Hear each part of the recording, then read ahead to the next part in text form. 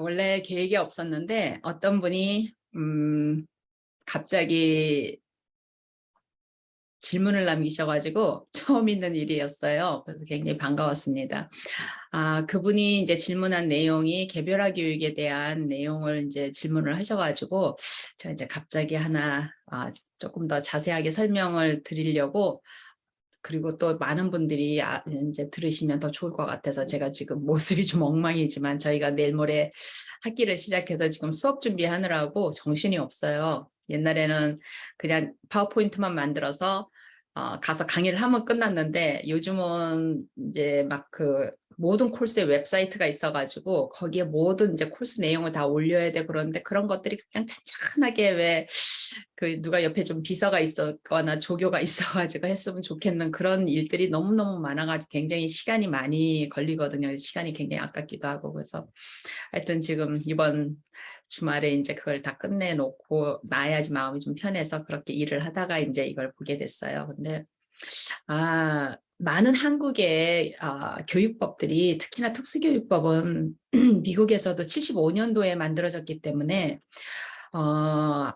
한국은 훨씬 그 뒤에 만들어졌을 거예요. 제가 정확하게 이제 몇 년도에 만들어졌는지는 모르겠는데, 그러다 보니까 항상 그렇잖아요. 우리가 없으면 이제 먼저 있는 것들을 우리가 이제 카피를 많이 하게 되잖아요. 그래가지고 이제 우리 실정에 맞게 이제 바꾸고 이렇게 하면서 이제 계속 다듬어 가다 보면은 이제 네 나라 거, 내 나라 거 이렇게 해서 이제 각자 그 나라의 그 특성과 교육법과 이런 것들에 따라서 이제 정리가 돼 가는데, 아마 개별화 교육이라는 말도 결국에는 미국의 IEP라는 individualized, 그러면 individualized 그건 뭐예요? 개인이잖아요. 각자의 이런 말이잖아요. 그러면 하나하나 아이에 맞춰가지고 어떻게 보면 개별화 교육보다는 맞춤형 교육, 뭐 목표 이런 게 아마 더 맞을 수도 있죠. 아이에 맞게, 이 아이가 가지고 있는 특성에 맞게 이렇게 돼 있거든요. 그러면 이제 제가 저희 그 마지막 이제 학생들이 교생 실습을 나가기 전에, 미국에서는 교생 실습이 한 학기를 하거든요. 꼬박, 한국처럼 뭐 한 달 하는 게 아니라 한 학기를 꼬박 하는데, 그 한 학기 교육 실습을 나가기 전에, 그러면 이제 교육 실습은 뭐예요? 모든 대학에서 만들어 놓은 모든 교과목을 다 끝냈다는 이야기거든요. 끝나고 나서 이제 실습하고 나면 졸업하고 교사 자격증 받고 그다음에 이제 티칭을 하는 건데, 그 마지막 수업을 이제 제가 특수 교사들이 하는 마지막 수업에 제가 이제 IEP, 개별화 교육에 이제 를 어떻게 작성을 하는 그 법을 가르쳐 줘요. 그러니까 로의 법이 아니라 이제 어떻게, 무엇을 어떻게 해야 되는가를. 그러면은 그 이제 그 특수교육에 지금 한국은, 아마 제가 보기에는 한국은 조금 다를 것 같아요. 한국은 워낙 교과서를 중요하고 이 그 뭐라 그러죠? 그런 거를 일반화가 아니고 모든 이렇게 군대식으로 모든 걸 맞춰가지고 이렇게 눈에 보이게 이렇게 나가는 거기 때문에, 아마 특수교사들도 교육안이라든가 이렇게 이제 그 우리가 커리큘럼에 대한 그 교육안 이런 것들이 있을 것 같은데, 미국은 없어요. 왜냐하면 만들 수가 없는 게, 100명의 특수아들이 있으면 100명의 특수아이들의 IEP가 다 다르잖아요. 그리고 100명의 특수아이들은, 그러니까 특수아라 그래서 죄송한데, 100명의 아이들, 장애를 가진 아이들이 100명이 있으면 이 아이들이 가지고 있는 모든 그 특성이 이 100명이 100가지가 있는 것 같이 다른 거예요. 그렇기 때문에 일반화를 못해요. 못하고 이 한 명 한 명을 해야 되기 때문에 교사들한테 어떤 좀 가이드라인을 주면 좋은데, 그런 거를 이제 커리큘럼상 가이드라인을 얘기하는 거예요. 못하는 거예요. 근데 이제 일반 초등학교를 다니거나 고등학교를 다니거나 중학교를 다니는 아이들은 어때요? 이 국가에서 이제 저는 미시간에 있으니까 미시간 주정부에서 1학년 아이들은 영어, 수학, 과학, 뭐 사회 뭐 이렇게 과목을 쭉 나온단 말이에요. 순서대로. 이렇게 맞춰야 되는 것들이, 우리가 그걸 영어로 스탠다드라고 그러거든요. 그게 쭉 나와요. 2학년은 또 거기에 이어서 1학년 맞춘 거에 이어서 조금 1학년 마지막을 살짝 리피트 하면서, 왜냐면 아이들이 복습 좀 해야 되니까 하면서 그다음에 2학년께 쭉 나가고 또 3학년, 2학년 마치면 또 3학년 올라가면서 이렇게 쭉 나오잖아요. 근데 우리가 장애를 가진 아이들은 이제 그게 안 되는 거예요. 왜냐하면 똑같은 자폐성 장애도 똑같은 학습 장애도 아이들이 가지고 있는데 이 아이들이 잘하는 것과 못하는 것들이 다 다르기 때문에 여기에 이 아이가 좀 더 장애가 심한 부분, 또 덜 심한 부분, 이런 부분들을 다 맞춰야 되기 때문에 그거를 일반화해서 그 주정부에서 이걸 이렇게 해, 스쿨 디스트릭트에서 여기에 맞춰서 이렇게 해 하고 줄 수가 없어요. 대신에 이제 제가 교사를 할 때, 지금 미시간에서는 제가 못 봤는데 제가 교사를 할 때 뭐가 있었냐면 그 교육 목표, 그죠? 목적과 목표에 쓸 수 있는 것들을 꼭 그 스탠다드에서 아마 제 생각에는 일반 교육에 거기서 이제 카피를 해가지고 만든 것 같아요. 하도 이 IEP 작성을 제대로 못해서 교사들이 자꾸 문제가 생기니까 그 실수를 줄이기 위해서 이제 그렇게 제가 설명을 아마 했을 거예요. 그 제가 5개인가 클립을 올린 거에서. 근데 가장 기본적으로 이제 부모님들이 이해를 해야 될 거는, 아, 장애가 무슨 장애가 있든 간에 이제 부모님들은 우리 아이가 자폐성 장애야, 우리 아이가 학습 장애야, 우리 아이가 지적 장애야, 이렇게 장애 자체에 신경을 쓰시잖아요. 근데 교육적 입장에서는 저도 이제 우리 교사들한테 그렇게 가르치는데, 교육적 입장에서는 크게 어떻게 보냐면요. 일반 아이들이, 장애가 없는 아이들이 배우는 그 학교 교과목이 있잖아요. 그 교과목을 학습할 수 있는 아이들과 그 교과목을 학습할 수 없는 아이들, 이렇게 크게 나눠요. 그러면 교과목을 학습할 수 있는 아이들이라는 거는 뭐예요? 마일드한 장애를 가진 아이들인 거예요. 무슨 장애를 가졌던 상관이 없이 마일드한 아이들이라는 거예요. 그래서 그야말로 우리나라에서 말하는 읽기, 쓰기, 이해하기, 이게 되는 아이들이에요. 그거를 이제 일반 자기 나이의 아이가, 내 아이가 9살이면 9살짜리 아이보다는 뚝 떨어지겠지만은 그래도 이 아이가 9살이면 3학년이다, 4학년이다 이러면 내 아이가 1학년 걸 하더라도 이 아이가 이걸 할 수 있느냐는 거예요. 그렇게 해서 우리가 구분을 해요, 크게. 그러면 이렇게 해서 일반 교과목을 학습할 수 있는 아이들, 요 아이들은 어때요?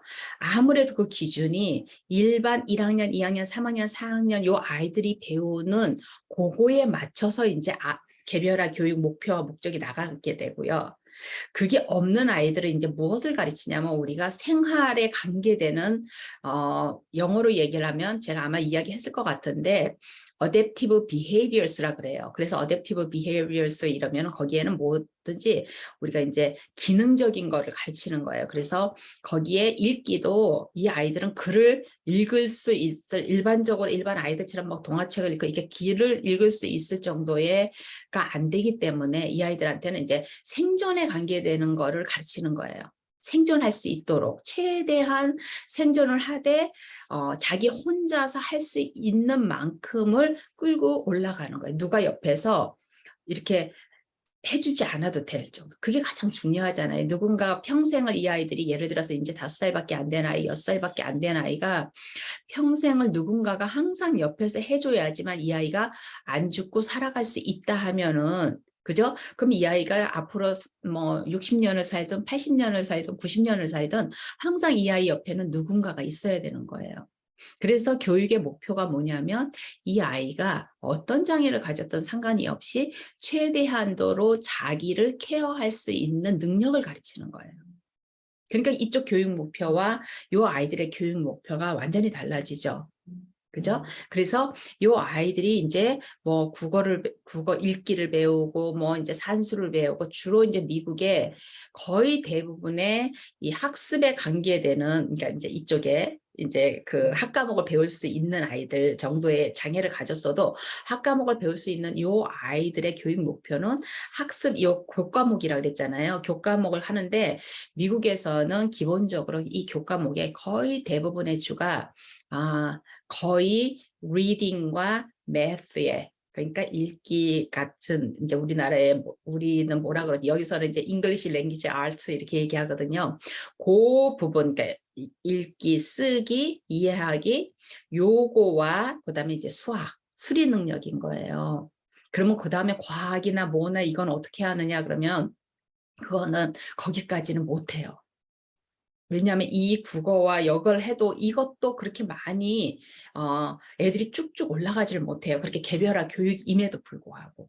그리고 또 이제 많은 부분에 있어서 개인 선생님의 이제 능력이 절대적으로 중요한 게 미국에서는, 왜냐하면 한국처럼 그런 가이드라인이 꼭 지금 무슨 커리큘럼 같이 그게 없기 때문에 이게 이제 학생들한테 이제 그 아이들의 이 IP를 한번 보면은 이제 한숨이 막 저절로 푹푹 나오거든요. 선생님들이 아무리 저도 이제 제 학생, 제가 그랬잖아요.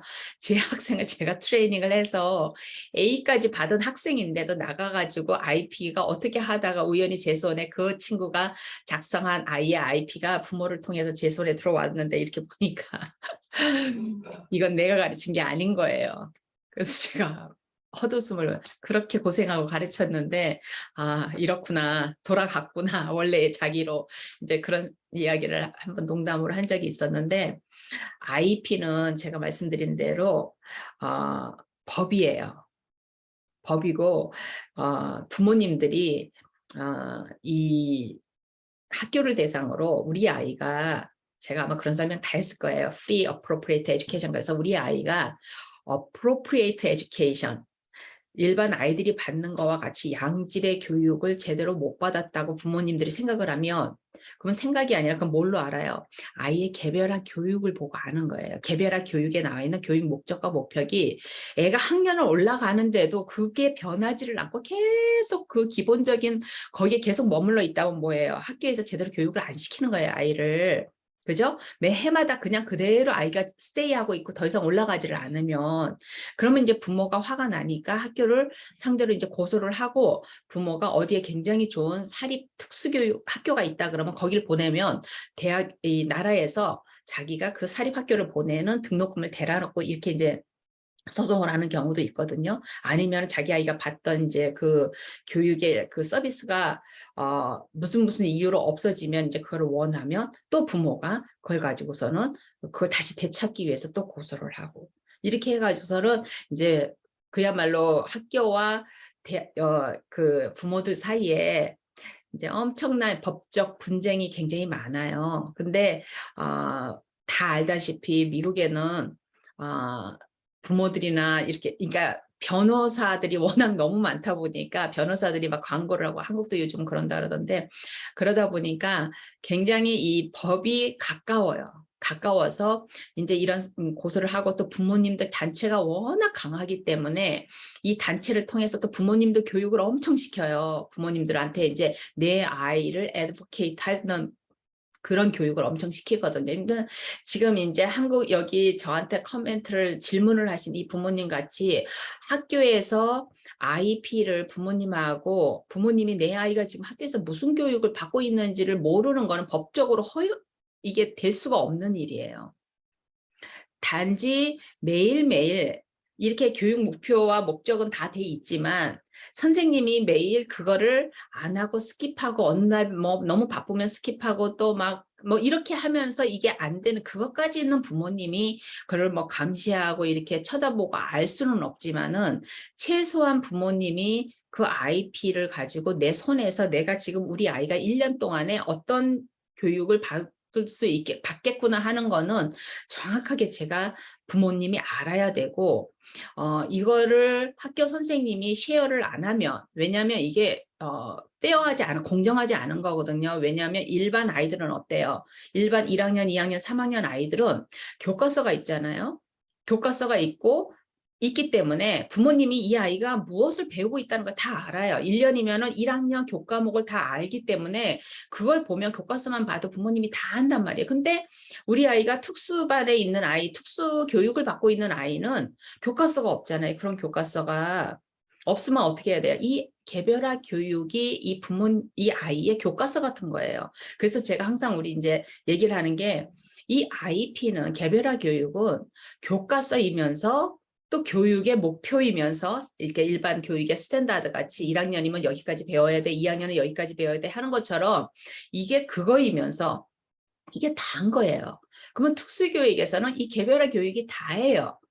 다인데 이게 지금 부모님들이 내 아이가 자폐성 장애고 내 아이가 지적 장애고 내 아이가 뭐 정서 장애고 내 아이가 뭐고 이러면은 이거를 알 방법이 없는 거예요. 왜냐하면 이건 일반 교과서가 아니기 때문에. 그래서 이것을 만일에 부모님이 이걸 가지고서는 학교를 상대로 해서 고소를 하거나 소송을 하게 되면 학교는 질 수밖에 없어요. 왜냐하면 부모의 내 아이의 교육에 대한 알 권리를 침해한 거기 때문에. 그런데 이제 저도 이제 교사를 여기서 해봤지만은 부모님들 중에서 굉장히 싸움꾼 부모님이 있어요. 무서워요. 굉장히 싸움꾼 부모님이 있고 오히려 대부분의 부모님들은 90% 이상의 부모님들은 미국 부모님들 학교에 오면은 이렇게 위축이 돼요. 왜냐하면 그 책상에 딱 들어가면 이제 쭉 앉아 있잖아요. 학교에서 그 특수교육을 프로바이드하는 모든 사람들이 다 와서 앉아 있거든요. 근데 부모님은 이제 거기 혼자잖아요. 그것도 이제 부부가 같이 가면 그나마도 좀 나은데 이제 혼자서 가면은 이게 약간 이제 긴장을 하고 주눅이 들고 그래요. 그리고 꼭 무슨 이 사람들이 지금 내 아이를 가르쳐서 먹고 사는 사람들인데 내가 이 사람들한테 무슨 민폐를 주는 것 같은 느낌으로 거꾸로 이렇게 반대가 되는 경우가 굉장히 많거든요.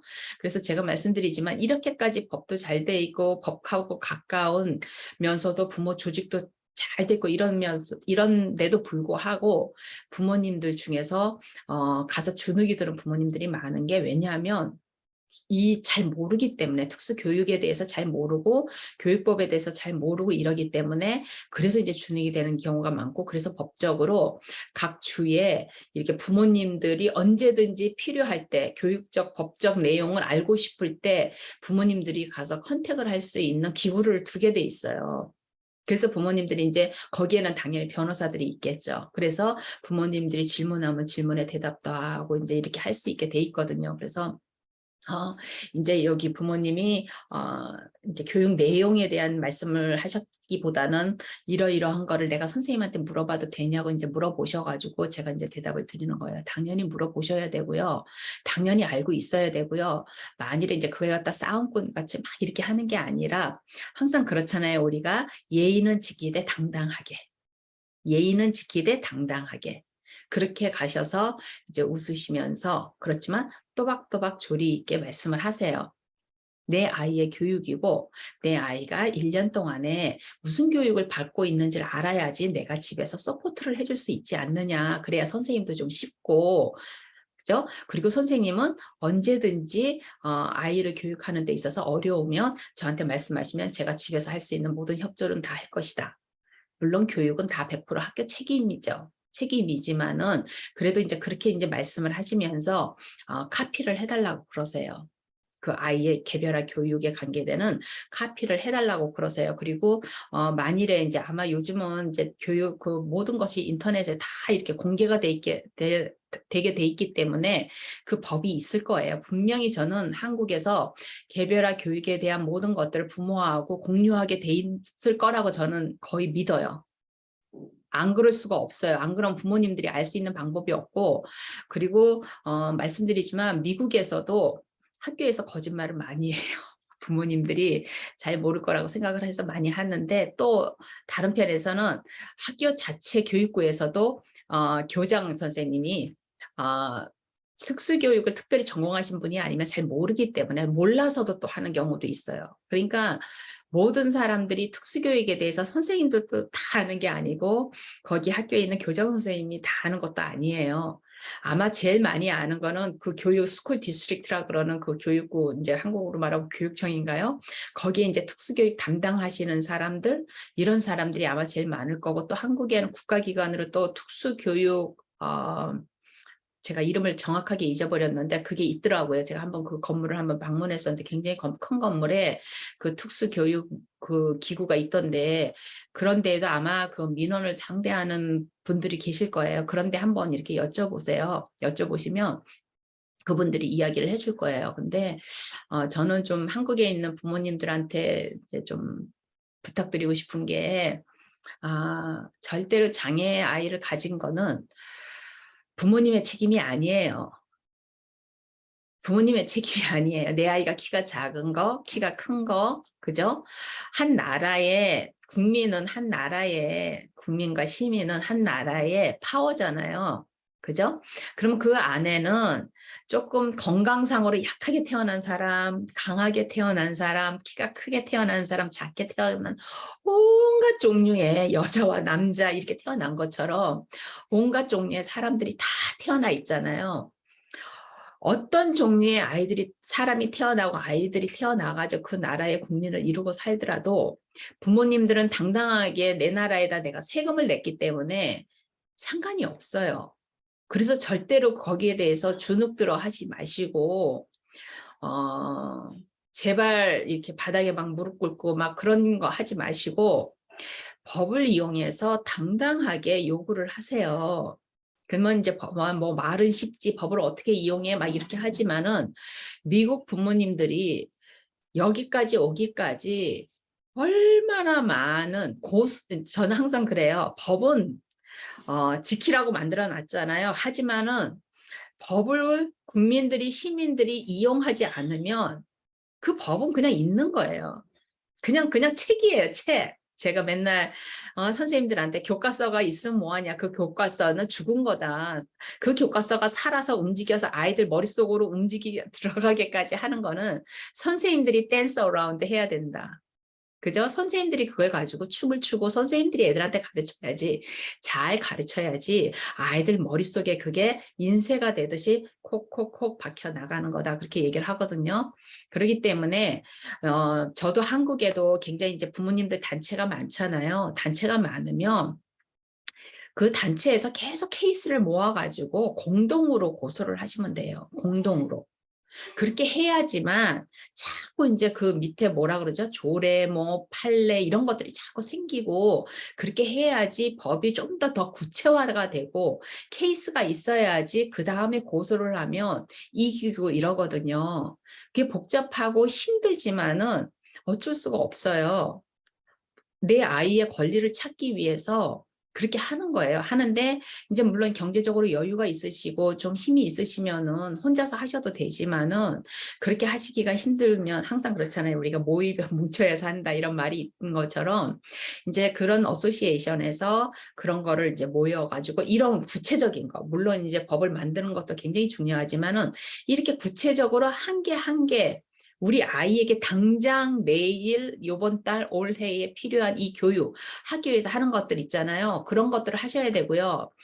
그다음에 두 번째는 제가 이제 지금은 많이 바뀌었겠지만은 제가 2000년도 2010년 그러니까 한 10여 년 10년쯤 전에 한국에 제가 이제 특수학교를 몇 군데를 제가 갔었었는데 한국 방문할 때 제가 깜짝 놀랐던 게 보조교사가 한 명도 없고 거기에 그 뭐죠 군인을 뭐 6개월 이제 저희 말 얘가 제가 요즘 용어를 모르니까 방위로 이렇게 그때 당시 지금은 방위라고 안 그러죠. 방위로 제 나이 때 80년도에 방위로 이제 군대를 대신해서 간 친구들 있잖아요. 그런 친구들이 왜 동사무소에서도 일을 하고 이랬잖아요. 그 친구들이 와서 선생님의 보조 교사도 아니 보조 노릇을 하는데 이 친구들이 이제 하는 건 뭐 아이 그냥 손잡고 데리고 가서 화장실 데려다 주고 뭐 이런 역할을 하는 거예요. 그래서 지금은 이제 많이 바뀌었겠죠. 설마 지금까지도 그러진 않을 거예요. 그렇지만은 이 보조교사들은 굉장히 중요해요. 이게 이제 미국의 보조교사 예를 들면 미국에서는 최소한 대학에서 2년 제 우리나라를 옛날로 얘기하면 전문대학 같은 데잖아요.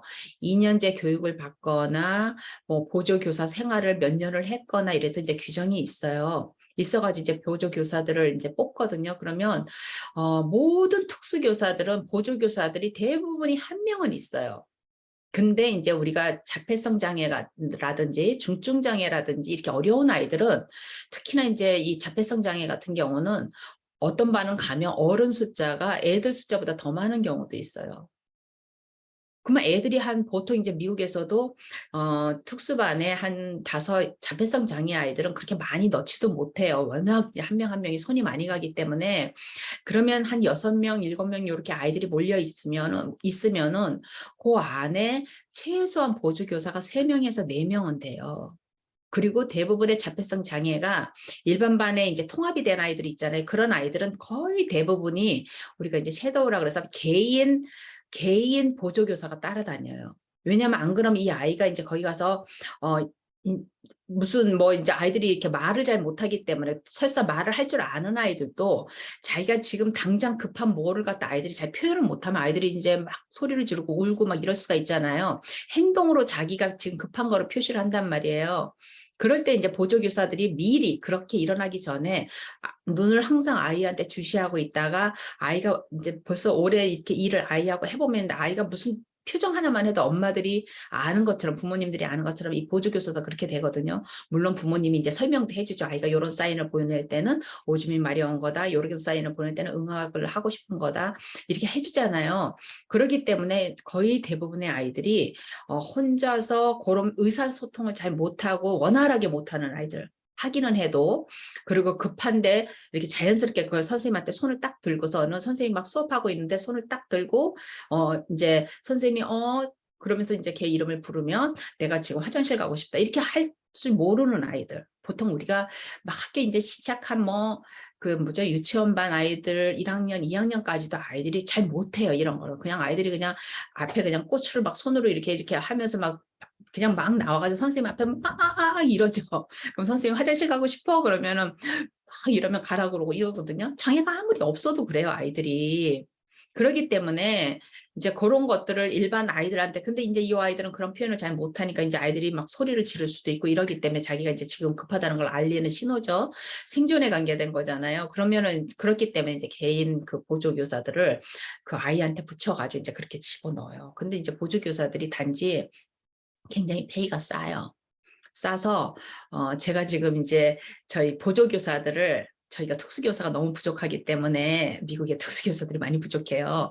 그래서 부족하기 때문에 이제 이 보조교사들을 교사 자격증으로 프로그램을 해가지고 이제 선생으로 키우는 그 과정에 제가 지금 코디네이터 역할을 하고 있거든요. 저희 대학에서 하는 프로그램은 저희 대학하고 이제 굉장히 한 스쿨 디스트릭트 한 7, 8개가 같이 하는 그 이제 프로그램하고 해서 같이 이제 MOU를 맺어서 지금 하고 있는데 이 보조교사들이 교사들이 되면 굉장히 좋죠. 왜냐하면 이 보조교사들은 이 필드에서 너무너무 잘 알잖아요. 아이들을 장애가 있는 아이들의 이 모든 특성이라 어쩌면 선생님들보다 더 많이 알고 이 보조교사들은 막 이쪽 저쪽 반을 다 다니기 때문에 대부분의 장애들에 대해서 거의 다 알고 있어요. 선생님은 자기가 이제 미국에서는 그 아까 교사 자격증을 줄 때 제가 교사 그 교육이 학과목을 배울 수 있는 아이들과 자기 생존을 위해서 자기가 생존 기술을 배워야 되는 아이들과 이렇게 두 가지 교육 목표로 나눠진다 그랬잖아요. 그러면은 요 교사 자격증도 이제 이렇게 두 가지를 대우를 하는데 이제 미시간 같은 경우는 장애별로 아직도 교사 자격증을 주거든요.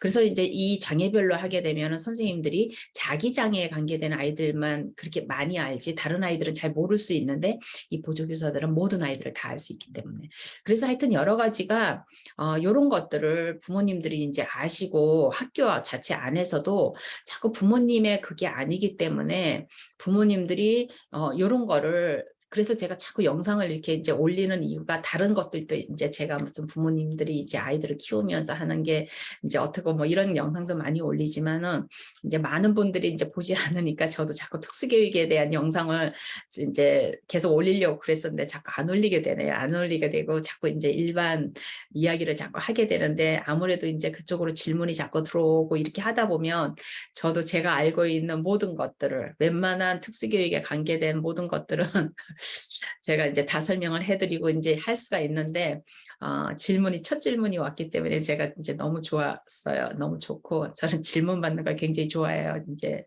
제가 미국 교사들 그 수업할 때도 질문 받을 때가 제일 기분이 좋거든요. 그래서 대학원 수업을 좋아해요. 필드를 알고 있는 친구들이기 때문에 굉장히 그 교실에서 일어나고 있는 일들에 대해서 질문들이 많기 때문에 이제 그런 걸 가지고 제가 뭐 그 뭐죠 백과사전 같이 제가 다 아는 거는 아니지만은 그래도 이제 필드에서 기본적으로 이제 무슨 케이스가 생겼을 때 어떻게 해야 되고 이런 거는 충분히 이야기를 해줄 수가 있기 때문에 그래서 아까 이제 요번 질문을 받고 제가 말씀을 드렸고 교육 목표라든지 이런 구체적으로 내 아이가 무슨 장애가 있는데 얘가 지금 이러이러한 거가 있어가지고 요럴 때에는 어떠한 교육 목표가 좋고 뭐 이런 것들을 저한테 질문을 하면 이제 제가 그런 거는 이제 알려드릴 수가 있는데 한국 이제 상황이잖아요. 그러니까 한국이든 미국이든 간에 중요한 건 뭐예요? 아이들이 배우는 거, 1학년 아이가 배우는 거, 2학년 아이가 배우는 거 이런 거는 다 똑같이 있잖아요. 그러니까 한국은 한국 교육에 대해서 미국은 미국이지만 이쪽 생존에 관계되는 교육이 있잖아요. 제가 말씀드렸던 어댑티브 비헤비어라 그랬던 이거에 관계된 거는 거의 대부분이 이거는 유니버셜리 전 지구적으로 아마 비슷할 거예요. 그래서 그런 것들을 이제 구체적으로 이제 질문이 오면 제가 또 이제 거기에 맞춰서 이제 설명을 드리다 보면 또 다양한 이야기를 할 수 있고 좀 더 많은 내용을 구체적으로 할 수가 있는데 제가 어떤 그 부모님들이 만일에 이제 어느 단체에 이제 소속이 되셔서 뭔가를 이렇게 정확하게 이걸 이렇게 했을 때 어떻게 나갔으면 좋겠는지 이런 것들을 저한테 문의를 하면 그것도 조금 제가 설명을 드릴게요. 그래서 좀 더 부모님들이 내 아이를 위해서 다시 말씀드리지만 싸움꾼이 되라는 건 아니에요. 아니지만은 우리가 매너는 지키지만은 내 아이가 당연히 대한민국의 한국의 시민으로서 국민으로서 지켜야 될 그 권리와 그죠? 그다음에 이런 모든 것들을 다른 아이들은 장애가 없는 아이가 지금 혜택을 받고 있는 거는 장애가 있는 아이도 똑같이 받아야 돼요. 똑같이 받아야 되고 그다음에 교육법상 교육에 있어서 장애가 없는 아이한테 들어가는 돈보다 국가에서 들어가는 그 버짓보다 예산보다 장애가 있는 아이들한테 들어가는 예산이 많아요. 그것도 사실이에요. 근데 그거는 절대로 공정성의 문제는 아니에요. 그러면 뭐 우리가 노인들한테 그죠? 한 달에 이렇게 얼마씩 이렇게 생활비를 드리잖아요. 그다음에 저소득층에 있는 사람한테 한 달에 얼마씩 드리잖아요. 그다음에 이제 요즘은 내가 리타이어를 갑자기 명퇴를 했단 말이에요. 명퇴를 하게 되면은 그게 무슨 뭐 회사에서 명퇴를 강제로 시켰던 내가 명퇴를 했던 간에 명퇴를 하면서 나올 때 이제 어느 정도의 그 보상을 받고 나오지만은 또 어때요? 국가에다가 내가 지금 직업이 없는 그걸로 또 하면은 어때요? 또 뭐 얼마 동안을 또 국가에서 돈을 주잖아요. 그래 모든 국가의 행위는 우리가 그렇게 저울에다 올려놓고서는 모든 사람이 똑같이 이렇게 나가야 되는 게 아니에요. 그렇게 되면은 뭐 얼마나 통치하기가 쉽겠어요. 그리고 싸움도 없죠. 그죠? 너무 평화스럽죠. 그거는 공산주의 국가에서나 있을 수 있는 일이에요. 공산주의 국가에서는 일률적으로 뭐 법을 세워놓으면 거기에 모든 사람들이 다 따라야 되고 뭐 이런 게 있지만은 민주 국가에서는 그런 거 안 하려고 우리가 이제 이거를 선택한 거잖아요. 그러니까 절대로 아이들이 내 아이가 내 핏줄을 가지고 내 유전인자를 가지고 아이가 장애아로 태어났다 그래서 부모님이 절대로 거기에 대해서 죄책감을 갖지도 마시고요. 나 때문에 내 아이가 이렇게 태어났다는 거에 대해서도 그렇게 생각하지 마시고요. 그렇죠? 그건 하나의 그냥 현상으로 아이가 천재 아이를 낳은 부모가 있으면 또 장애 아이를 낳은 부모님도 계시는 거예요. 그냥. 그리고 또 내 아이가 둘이 있는데 한 아이는 장애가 있고 한 아이는 천재일 수도 있는 거고요. 다양한 게 그냥 현상이에요. 그냥 자연 현상으로 이렇게 받아들이셔가지고 당당하게 부모님이 당당해야지만 내 아이를 위해서 내가 학교에 가서도 정확하게 학교에다가 요구를 할 수가 있고 학교에서 노를 하면 안 된다. 법적으로 안 된다. 이렇게 하면은 오셔가지고 그냥 학교에서 안 된다 그러니까 이렇게 하면서 그냥 헬프 이제 영어로 헬플리스라 그러거든. 헬프가 돕다는 말이잖아요.